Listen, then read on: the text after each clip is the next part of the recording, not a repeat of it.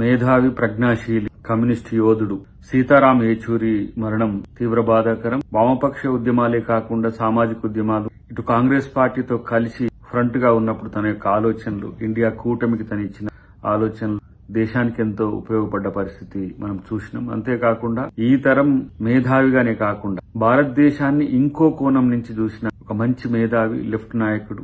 అంతేకాకుండా ఒక మానవతావాదిగా వ్యక్తిగతంగా నాకు కూడా పరిచయం.